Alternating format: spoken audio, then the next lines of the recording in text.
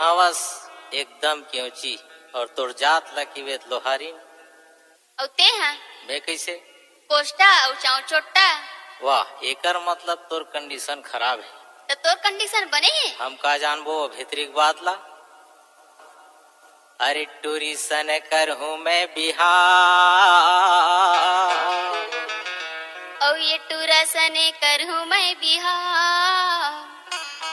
अरे टूरी सन कर हूँ मैं बिहार और ये टूरा सने कर हूँ मैं बिहार। ये टूरा मोरे मनिया डीजे हीरा सिंह सिंधराम बसिया वाले 9329021819।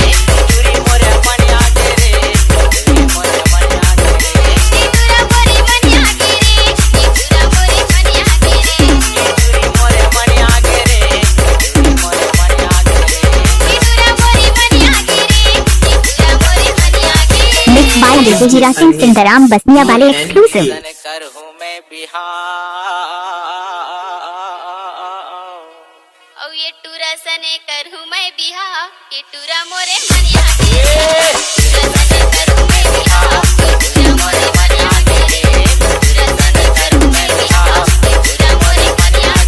डीजे हीरा सिंह सिंधराम बसिया वाले 9329021819।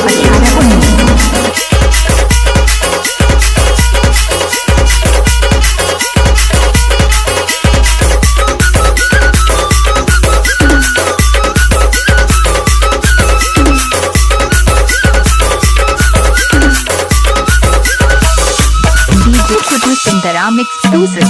मांगे मंगनी रजनी कर हूँ आगो बिहार राम। अरे अरे चैत महीना देवल कनमा लेके डोला ले राम। अरे अरे मांगे मंगनी रजनी कर हूँ आगो बिहार राम।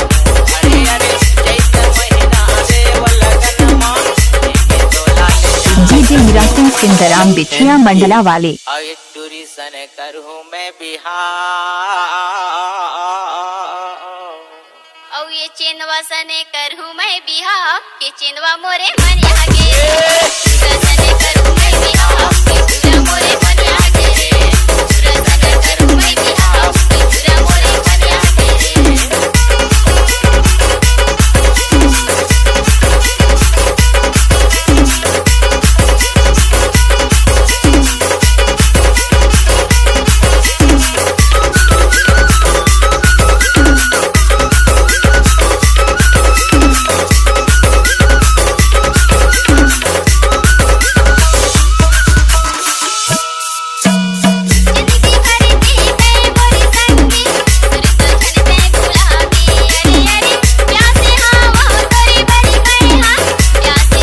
डीजे हीरा सिंह सिंधराम बसिया वाले 9329021819।